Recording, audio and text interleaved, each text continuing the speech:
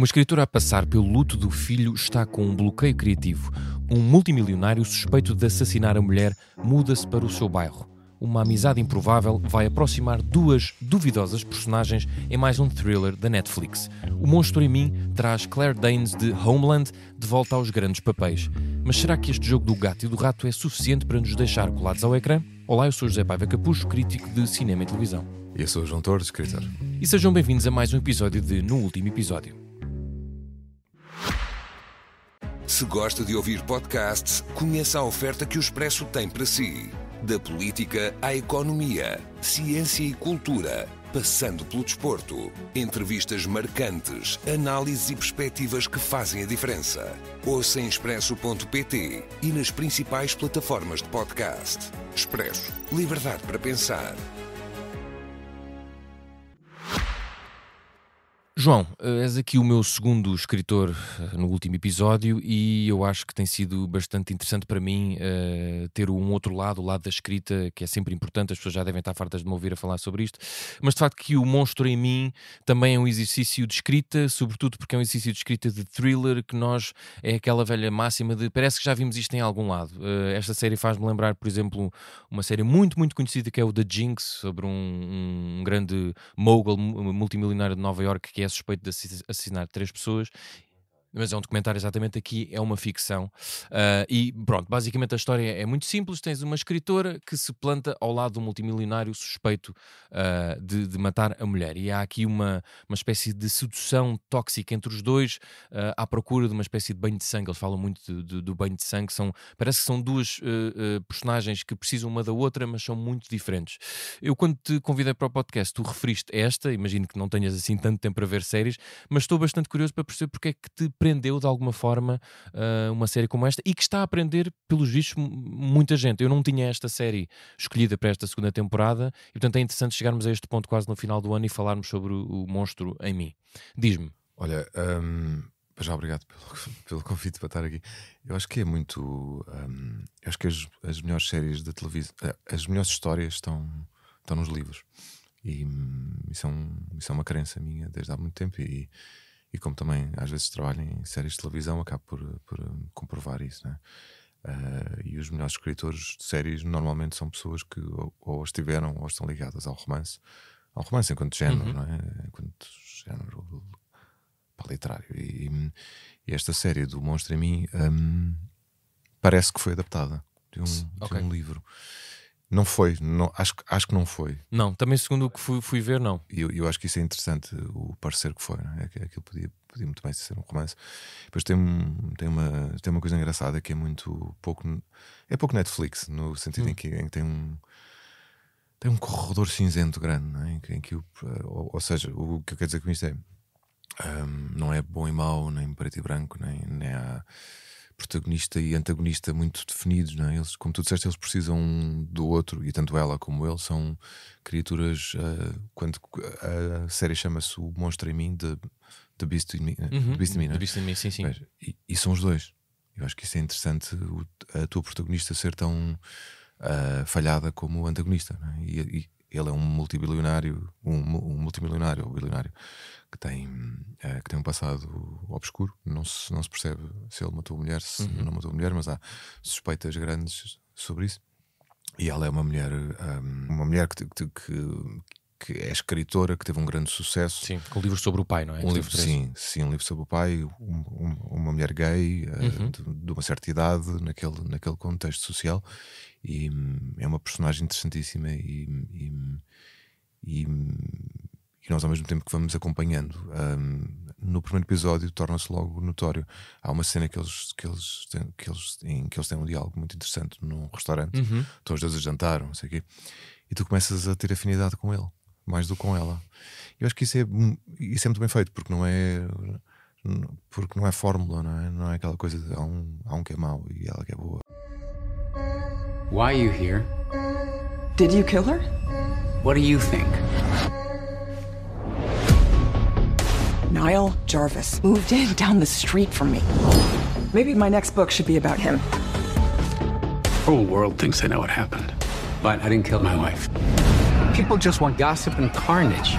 You want to be re-legitimized. I can offer a new narrative. I'm gonna roll the dice on you. Well, all right then. Don't let me down. Não achaste muito denunciado esses detalhes? Ou seja, tu partes do ponto em que é o que... Será que ele fez? Eu já parto do ponto em que ele fez.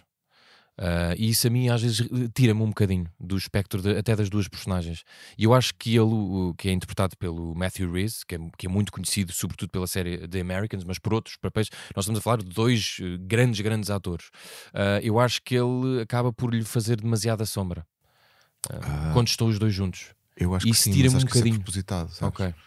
Acho que isso é propositado porque quem escreveu aquilo quis que nós ficássemos do lado dele durante muito tempo. E quando passamos para o lado dela, o lado dela representa de certo modo Thanatos, não é? Que é a pulsão de morte grega, não é? Que até um episódio que se chama Thanatos, não é? Sim, acho que sim, sim. E quando estamos com ela, estamos em modo de autodestruição. Ela É o quarto corre, episódio. Ela corre atrás das coisas, não é? E está sempre em ansiedade, a correr, tentar perceber, e depois desentende-se com a ex-mulher por causa de uma exposição de pintura, que é a mulher do bilionário que lhe proporcionou a exposição.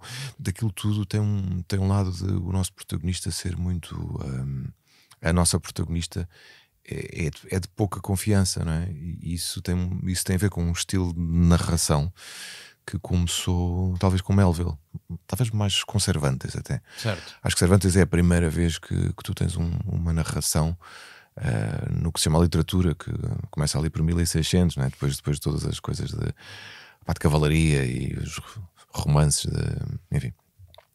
de aventuras picarescas. Tens o Dom Quixote, e o Dom Quixote é mais ou menos isto, o Cervantes, meio do Dom Quixote, diz: olha, eu tenho que vos contar uma coisa, eu não inventei esta história foi-me contada por um moro chamado Cid Ahmed Benengeli, que viveu na Península Ibérica nos anos tal, e portanto tudo o que eu estou a contar aqui é por interposta pessoa, portanto coloca-nos dúvida acerca da narração. O Melville vai buscar isso com o Moby Dick, e também com o Bartleby um bocadinho, mas com o Moby Dick mais ainda, porque ele começa o Moby Dick daquela maneira extraordinária, tipo, tratem por Ismael, e depois nós passamos o livro todo a perguntar-nos quem é esta personagem. Ele chama-se Ismael, de onde é que vem, nunca sabemos. É um narrador de pouca confiança, e depois centenas de escritores e escritoras pelo mundo inteiro, sobretudo no mundo anglo-saxónico, pegaram neste modo de narrar, que também tem a ver com por exemplo, o Catcher in the Rye do Salinger, não é? É um exemplo claro disto. É uma narração em que nós não temos confiança na pessoa que está a narrar, porque o miúdo foge do colégio do norte do estado de Nova Iorque, depois vai para a cidade, começa a contar-nos coisas que não são verdadeiras, nós começamos a perceber que ele deve estar a enganar-nos. E esta série tem essa característica. Certo. A protagonista não é confiável. Sim, nós não podemos confiar nela em nenhum momento. Nada. Até porque ela, a certa altura, quase que ela ganha um brilho quando percebe que pode fazer... o seu bloqueio vai acabar quando ele basicamente decide que pode escrever uma biografia ou um livro autorizado sobre mim. Porque ela estava a fazer uma outra biografia que claramente não era o que ela queria fazer, e de facto há essa tal desconfiança, assim, eu consigo perceber. Mas aí nivelas muitas duas personagens, sendo certo que até ver, cometeu um crime. Não pode ser um bocadinho rasteiro para o público nivelar estas duas personagens, ou é de facto, bom, as pessoas têm zonas cinzentas. A ficção também é assim, não é? Sim, mas é isto que eu acho que é tão interessante, não é? Porque enfim, há tantas séries que são feitas com aquele pressuposto que o protagonista tem que fazer a coisa certa e vai tentar ser melhor do que si próprio. E nesta série não há nada dessa preocupação. Há só tipo, esta personagem é uma mulher que tem problemas difíceis e graves para resolver, e não está a resolvê-los, está a piorá-los, não é? E com cada passo que dá ao longo dos episódios torna-se mais difícil, torna-se mais complexo. Ela volta-se contra si própria, e ela própria às tantas já não acredita muito naquilo que está a fazer, não é? Ela está-se a pôr em dúvida o tempo todo, e isso é muito interessante do ponto de vista da ficção, e acho que por isso é que a série me acabou por agarrar, porque grande parte das séries é um bocadinho aquela coisa de ele ou ela tem problemas, mas está a tentar resolvê-los, não é? E esta série não é. Esta série, ela tem problemas e está a escavar mais fundo. Sim. Eu acho que isso é muito interessante. E eles têm outros problemas, mas problemas egoístas. Ele, se não me engano, o Neil Jarvis, ele quer, portanto, um mega, fazer uma espécie de monopólio de habitação ali em Nova York, e ela quer voltar a ter sucesso. Tanto que ela até tem um diálogo com a namorada, porque ela supostamente, a namorada ia ter outra vez uma grande exposição numa galeria, e aquilo acaba por não acontecer porque Aggie Porque Weeks, ela sabota, exato, não é? Sim, a escritora chamada sabota, Aggie Weeks sabota, e portanto de facto eles são profundamente egoístas e por isso é que gostam um do outro. Faz-me lembrar também um bocadinho os filmes do Hannibal, onde havia uma certa atração entre o Hannibal e a agente. Eu ia agente. falar disso quando há bocadinho, há duas perguntas. Quando tu fizeste essa pergunta, eu ia dizer isso, ia dizer que o Hannibal the Cannibal, não é? Do original até foi o Anthony Hopkins, e era ele era o antagonista perfeito, porque era uma personagem sem redenção, e no entanto aquilo era fascinante, não é? Eu acho que faz falta um bocado isso na ficção, personagens sem redenção, como o Raskolnikov no Crime e Castigo. É uma personagem, à página 40 ou 50 ele mata 2 mulheres, e aquilo torna-se irredimível. E no entanto, quando se lê o livro, foi o primeiro romance que eu li, tinha 13 anos. Okay. Uau, aos 13. Não, eu li aquilo e fiquei, o que é que se passa aqui? Como é que é possível ter Eu li O Estrangeiro, do Alberto Camus, com também 14 anos. Pois, estás a ver? Acho que não sei também se é não igual, fez muito não é? bem. Sim. É uma personagem que a mãe morre-lhe, e ao fim de 30 páginas ele mata um árabe numa praia. Certo. E portanto essas personagens irredimíveis fazem falta à ficção, porque eu acho que a ficção entrou aqui num ponto em que a partir de uma certa altura, talvez do politicamente correto dos anos 90 e não sei o quê, entramos aqui num momento em que o gosto popular passou a dominar um bocadinho a personagem de ficção, e passou a ser ok, é uma pessoa que tem dificuldades e que não sei o quê, mas no fundo ela quer redimir-se e que não sei o quê, e por isso é que eu gosto de autores como o Philip Roth, por exemplo, que é um dos meus autores, e vai continuar sempre a ser, porque ele basicamente dá autorização às suas personagens para serem uns filhos da mãe, sabes? E para serem os filhos da mãe durante o livro todo. E eu acho que isso é fascinante, sabes? Porque é mesmo interessante do ponto de vista da ficção, tu não tens que estar preocupado com a redençãozita. E esta série não é a melhor série de sempre, obviamente. Certo, sim. Mas é uma série interessante por causa disso, porque não está preocupada com a personagem a fazer as coisas bem, ou tipo acabar num lugar luminoso, não sei o quê. Não está preocupada com isso. Eu acho que é interessante. Pegando um bocadinho nessa tua ideia da não redenção, eu acho que então o que eu não gostei se calhar é a falta de tempo para percebermos essa não redenção. Acho demasiado denunciado algumas decisões. Okay. Portanto, eu, por exemplo, os dois, eu gosto de os ver, gosto da dinâmica de repente, isto é aquela coisa, isto está errado, mas eu apetece-me estar aqui. É como tu estás a andar de carro e estás a ver um acidente e apetece-te parar. Essa dinâmica interessou-me, só não me interessou a rapidez com que ela é contada. Portanto, nós ao 5º episódio já quase podemos prever qual é que vai ser o desfecho. E isso... Não sei se é preguiça. Eu estava aqui a ler que o produtor e o realizador é a primeira grande série que ele faz, e portanto acho que é bom de repente conseguir este cast bastante interessante. Depois também tem outro ator de Breaking Bad, e mesmo a mulher dele também é uma figura minimamente conhecida das séries e dos filmes. E, portanto, talvez não sei, a expectativa não fosse muito grande, continua a não ser muito grande, mas como tinha a Claire Danes que vem aqui, eu gostava de saber, não sei se tu viste Homeland, mas eu gostava de perguntar. Vi a primeira temporada. Eu gostava de perguntar às pessoas que viram a Claire Danes e agora a volta com algum impacto, o que é que acharam? Porque às vezes é difícil, tu estás a falar isso da questão da ficção e da não redenção e do trabalho de hoje em dia de ficção e da literatura. O problema às vezes, acho eu, das séries e das televisões é que ficam muito agarradas às personagens e aos atores. Aqui tu achas que de certa forma a série podia ser melhor se não fossem estes atores? Não, acho que seria pior. Ok. Acho que a Claire Danes tem aquele... Ela já tem uma cara angustiada, não é? Certo, sim, ela já nasceu com uma cara angustiada. Não, é penoso, sim. Penoso. Sim. E ela é angustiada, e aquilo é mesmo... acho que ela é perfeita para aquele papel. Ele eu não o conhecia, porque eu nunca vi como é que se chama a série? The Americans. Sim, eu gosto muito dele mesmo. Dizem que essa série é ótima, mas eu nunca vi essa série. E são duas séries do mesmo, entre aspas, não é do mesmo universo, mas é o Homeland e The Americans, os espiões, guerra, etc. Okay, portanto, há ali temas que se tocam. O cruzar o ator, os atores eu achei bastante interessante. Sim, eu acho que uma das coisas mais interessantes é quando tu começas a escrever e tens tens um ator em mente, não é? Eu tive essa experiência 2 vezes, agora recentemente, com uma série que acabei de escrever agora, que é inspirada num livro meu, mas eu sei quem vai ser a atriz. Uau, então, ok. Sim. Vai ser uma adaptação. Sim, de um policial que saiu em 2018 que se chama Águas Passadas, e vai ser a Helena Caldeira que faz de Ok. Pilar, que é a protagonista. Sim. Mais recentemente. Exato. E ela é perfeita para aquela personagem, porque há certas características físicas dela e mesmo de expressões, um certo modo de se mover rápido, assim, meio ansioso, não é? Não estou a dizer que ela é ansiosa, não conheço muito bem, mas o modo como ela se coloca em cena, não é? É uma inquietação, não é? Exatamente, inquietação, sim, exato, é essa a palavra. E portanto isso ajuda-te depois também a conseguires apanhar algumas coisas na página que sabes que aquela pessoa faz bem, não é? Por isso é que muitas vezes quando as séries têm segundas temporadas e terceiras e têm sucesso, é porque os escritores são pessoas que já conhecem não só o material, mas conhecem também quem é que está a fazer aquilo, não é? E sabem que a pessoa tem aqueles timings, que tem aquelas entradas, que tem a capacidade de dizer aquelas coisas.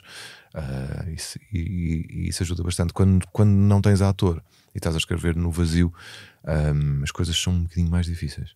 Seria interessante para ti o dilema desta escritora de repente aparecer-te aqui esta figura complexa, cinzenta, monstruosa, escrever sobre ela? Já alguma vez pensaste um bocadinho sobre isso, de dedicar alguma dessas, de alguma figura do presente, aliás, ou do passado, não estou a dizer um multimilionário que terá cometido eventualmente crimes, mas esta ideia de escrever sobre uma figura que não é propriamente correta, interessaria-te falar sobre isso, escrever sobre, mesmo que fosse uma ficção?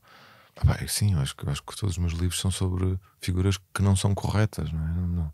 Há uma das coisas mais interessantes para mim, como falávamos, essa zona cinzenta é fundamental porque é a zona empática, não é? Ou seja, quando se diz que as pessoas têm empatia no sentido original não é eu gosto muito de si e tenho muita coisa a ver consigo, é precisamente o contrário, não é?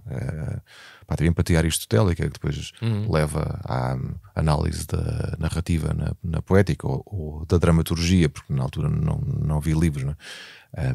Diz que empatia é a possibilidade de estar perante coisas que nos causam aversão. Certo. E quando pensas nisso, não é? É muito interessante porque depois vais vendo toda a ficção clássica e quer dizer, moderna e contemporânea, e são tudo personagens com as quais nós tendencialmente julgaríamos. Tipo a Ana Karenina,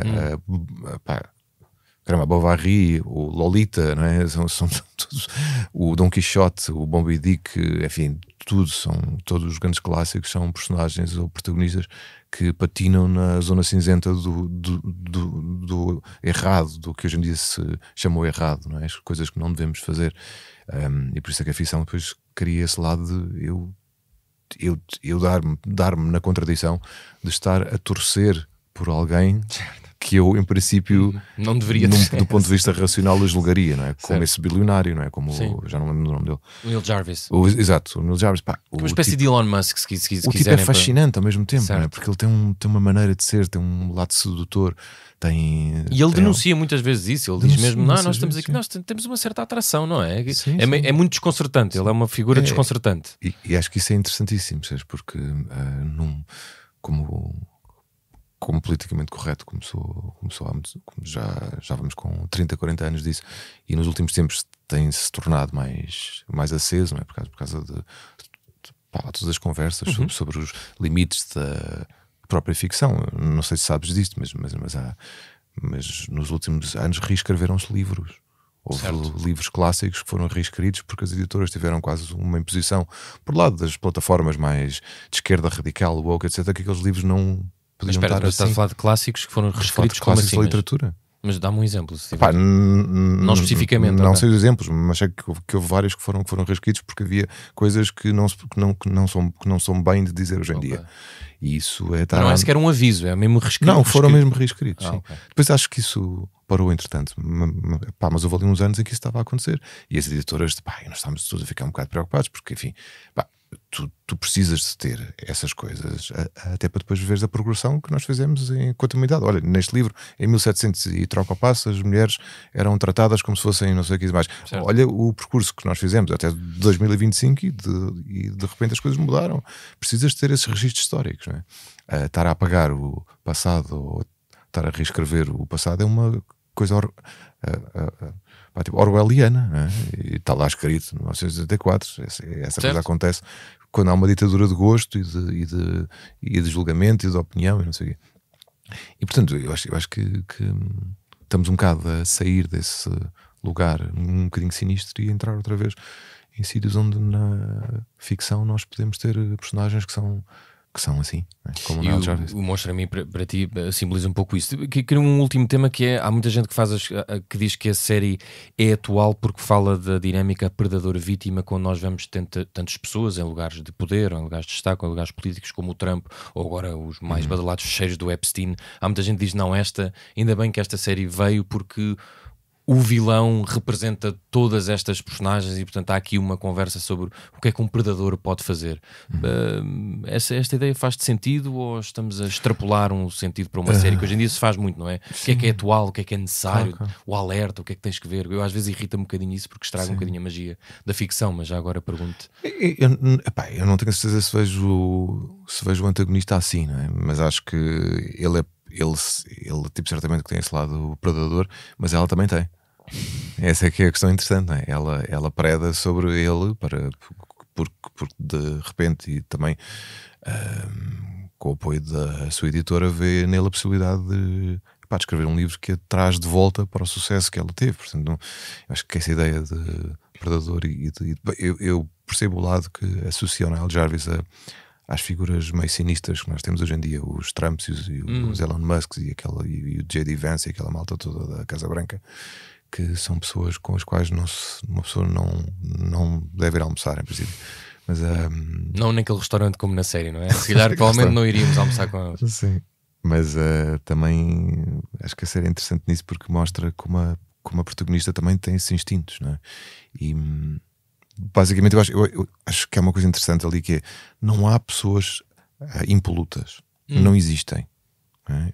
Ou se existem eu não os conheço ou são muito pouco interessantes, não há pessoas impolutas, toda a gente comete erros, toda a gente tem ambição, toda a gente tem às vezes passa as fronteiras e os limites com os outros, connosco próprios, e a série mostra isso, não é? E isso eu acho que é um bocado o contrário daquilo que tu vês na ficção que eu acho pobre, que é, por exemplo, tipo a novela. Porque é que a novela é uma ficção tendencialmente pobre? Porque é uma coisa que não tem simbolismo, que não tem metáfora, que não tem sentido.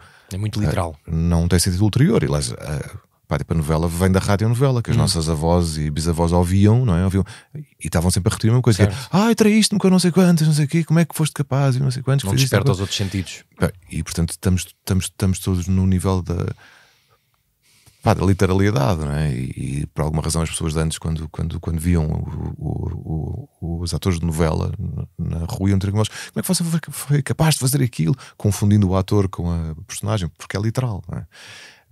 A ficção que eu gosto não é literal, é uma ficção que nos coloca a nós próprios numa posição de mas porquê é que eu estou a torcer por este gajo? Porquê é que eu estou a gostar de ver esta personagem, mesmo sabendo que ele pode ter assassinado a mulher, que é um patife que anda a extorquir dinheiro e que anda com negócios com terrenos e não sei o que, aquela coisa um bocado pantanosa. Sim, e sim. no entanto eu continuo a gostar dele e gostava de ir almoçar com ele. Certo. Não sei como é que ia correr, João.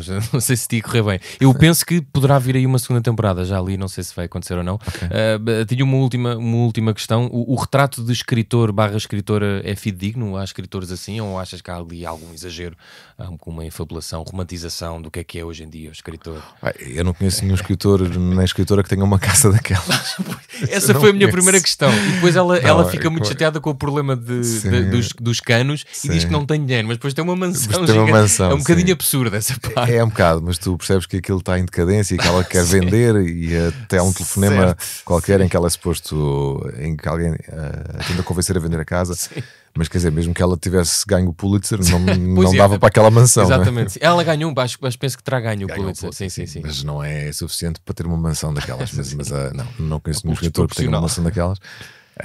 Agora, há uma coisa que está bem feita, que é a angústia, não é? Um bocado e o lado obsessivo da escrita, que tem de facto esse caráter de quando corre bem é uma espécie de nirvana que vai acontecendo, e quando corre mal é o inferno. E portanto não há um lugar, não há um platô assim muito estável na vida de um escritor. Ou as coisas ou a coisa flui, ou quando não flui torna-se infernal. E isso está bem retratado. Está retratada essa angústia dela estar com um manuscrito há imenso tempo que não consegue acabar, não é? Porque perde o interesse, mas ela própria não sabe que perdeu o interesse, certo, até chegar a uma coisa melhor. E também nota um bocadinho a obsessão e aquilo ser uma coisa imparável. Há um filme muito engraçado dos anos 90 que se chama Wonder Boys, não sei se já viste. Wonder Boys não me é estranho. Com o Michael Douglas, em que ele também faz de escritor, faz de professor universitário que também escreve. E há uma cena em que ele está a escrever um livro há anos e nunca mais acaba. E há uma cena em que já não lembro porquê, ele está num carro com uma data de personagens bizarros e há uma pessoa que abre a janela ou o carro capota, uma coisa do género, e o manuscrito em que ele anda a trabalhar há anos voa pela janela fora e desaparece. E o tipo que está a conduzir diz-lhe: mas porquê que estavas a escrever estas páginas todas? Já ias na página de 2498 e agora fiz o jornal. E o Michael Douglas responde: porque não conseguia parar. Eu acho que isso é mesmo a descrição, percebes, do escritor, e neste caso é um bocado também um bocado também a metáfora indicada para a Aggie, como é que ela se chama? Aggie Wicks, que é a protagonista do Aggie Wicks, do Monstro em Mim. Ela não consegue parar. Não é? E eu acho que isso é interessante e muito verdadeiro. João, tu tens aqui o teu nome em algumas séries País Irmão, Terapia, Até que a Vida nos Separa, uma das minhas séries preferidas deste. É verdade, é a mesma série. Gostaste, gostei bastante. Eu lembro-me de a ver com a minha namorada e de ficarmos, uau, que bom, Sim. Que bom, boa surpresa. E também aqui o Dulcinei, tens mais projetos. Seria possível fazer um projeto parecido destes em Portugal? Faria sentido? Estavas a falar aí de uma adaptação. Sim. Será que há pontos? Eu acho que é sempre possível tu fazeres. Agora temos chumbo para isto? Acho que não temos essa realidade tão presente, não é? Temos um espectro visual diferente. Não tens essa realidade dessas mansões, dessas casas incríveis no campo, não é? Não tens isso, a tua realidade visual é muito diferente, e isso condiciona muito a ficção audiovisual, por isso é que se chama assim, não é? E portanto tens espaço para essas coisas, mas tens que fazer com muita inteligência, não é? Mas também tens enfim, nós estamos a começar. É uma coisa, é esquisito dizer isto, mas se pensares que até aos anos 2000, né, que os realizadores basicamente eram realizadores e eram argumentistas e queriam escrever as suas próprias histórias, não tinhas muito espaço para isto que se faz mais hoje, que é tens uma equipa de escritores que escreve e depois há um realizador que vai fazer aqui, que vai realizar aquilo que esta equipa imaginou. Talvez isso tenha começado agora um bocadinho com o Rabo de Peixe, né? A primeira temporada em que nós tivemos um sistema de trabalho que era completamente diferente do que se tinha feito até cá, e portanto depois a coisa resultou daquela maneira, mas não há muito ainda espaço para isso, porque muitos dos realizadores depois querem escrever, depois os argumentistas, é como eu digo, eu acho que os melhores argumentistas são aqueles que vêm do livro. E pronto, e há argumentistas que não vêm do livro que também são muito bons, obviamente, mas se tu não tiveres uma cultura de livro, não é? Literária, e uma cultura narrativa muito forte, tu não consegues escrever nada como o The Beast in Me, e depois também há as condicionantes, não é? Termos atores para fazer aqueles papéis, termos dinheiro então é fundamental, não é? Para poderes realizar uma série dessas. Porque não, se tu tentares imaginar essa série, mas feita ali no Príncipe Real, se calhar não é a mesma coisa. Certo. Se calhar não tens o mesmo impacto, se calhar não tens atores que tenham aquela dinâmica, não tens. E portanto é difícil para nós, mas acho que as coisas estão a tornar-se cada vez um bocadinho mais evoluídas, há um bocadinho mais dinheiro. E espero que um dia consigamos chegar a um ponto em que podemos fazer séries dessas. E neste momento, para finalizar, estás com um novo livro. Queres falar um bocadinho desse trabalho? O que é que foi também tão exigente como vemos no Monstro em Mim? Estavas a falar aí das semelhanças, ou foi mais fácil ao fim destes anos todos? Ou a coisa nunca é fácil? Não, este livro começou em 2017, imagina, porque eu normalmente eu não funciono assim. Normalmente eu escrevo os livros e depois passo para a reescrita, e eles ao fim de um ano estão cá fora. Este demorou mais tempo porque é uma história que está muito colada à realidade, e havia ali toda uma série de circunstâncias e de pessoas que estavam envolvidas, que são personagens do livro, e portanto eu tive de ter algum cuidado com o tempo. Mas pronto, acabei a reescrita são coisa de 3 ou 4 meses, entretanto o livro saiu e estive a trabalhar na série de televisão, portanto vou fazendo as duas coisas, sendo que o romance e o livro é onde eu me sinto mais em casa, sinto muito mais em casa, aliás, e este acaba por ser um livro que eu, especialmente por causa do tema e de tudo o que está lá, eu não queria publicá-lo, mas acabei por pensar que seria interessante, porque de facto é uma história que, enfim, não sei se queres que eu fale da história. Fala, por favor. Então, Inventário da Solidão. Sim, é uma história passada em 1981. Eu tinha 6 anos, 81, mas pronto, mas que é muito decalcada da minha experiência quando fui estudar para a Inglaterra em 1998. Enfim, só com uns 17 anos de diferença em relação à cronologia do livro. E conheci um grupo de pessoas muito interessantes nesses primeiros anos em Londres.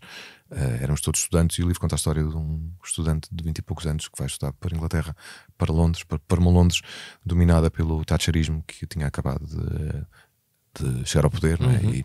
E das lutas de classes, não é? Quando a Thatcher chegou ao poder, das primeiras coisas que fez foi arranjar uma guerra com os sindicatos, e de repente a Inglaterra entrou em polvorosa, não é? Essa figura tão interessante para a ficção também, não é? Sobretudo com aquele penteado, não é? Aquele famoso penteado. Não, mas ela era conhecida como a Dama de Ferro por causa disto, porque porque arranjava guerras, não é? Sim. Com tudo o que era mais relacionado com os sindicatos e com o Partido Trabalhista. Pronto, e conta a história deste estudante numa Londres que também está a pegar fogo, né? Porque, por causa dos motins em Brixton, por causa dos conflitos raciais que são a consequência destas políticas de extrema-direita e de desemprego e não sei o que mais. Isso vai depois à raiz, né? E é um estudante que conhece um grupo de pessoas muito carismático, e se apaixona por uma rapariga que mais tarde se vem a perceber que tem uma doença mental difícil, mas a história é contada muitos anos depois. É contada quando este rapaz já tem 60 anos e é psicoterapeuta, e ela morre. E portanto os colegas vão se reunir ao fim de muitos anos para, de certo modo, prestarem homenagem a esta mulher, a Rebecca, e ele começa-nos a contar a história e das consequências que essa paixão e que esses anos em Inglaterra tiveram na sua vida. Muito bem, está o Inventário da Solidão, agora já ficou comprado, João. Nós podíamos ficar novamente, é verdade, também é sempre bom falar com escritores. Eu queria só ir aqui a um momento rápido de cinema, não precisa de ser de cinema, rapidamente falar de um filme que vi, o Train Dreams, que está na Netflix. Eu não vou dizer grande coisa, porque acho que nos faz falta, às vezes vai soar um pouco piroso, mas faz falta ver coisas bonitas. Este filme é estupidamente bonito. Acho que é bom, a experiência de sala é a experiência de sala de cinema, mas a Netflix comprou aqui este Train Dreams, que se não me engano esteve em Sundance no início do ano, e é uma boa surpresa. Não estou muito habituado a ver plataformas de streaming a apostar em cinema mais indie, e o Train Dreams é isso, e portanto fiquei contente. O filme saiu há pouquíssimo tempo, está disponível, tem quase 2 horas. Já sei que muita gente não tem paciência, mas é a mesma coisa que ver 2 episódios de uma série. Beautiful, ain't it? What is?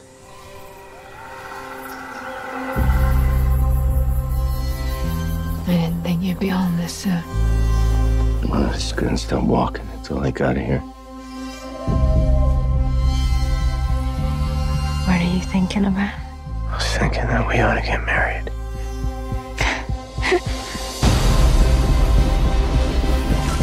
This is rough work, gentlemen.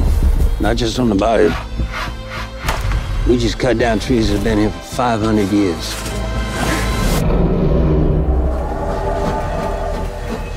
Upsets a man's soul whether you recognize it or not.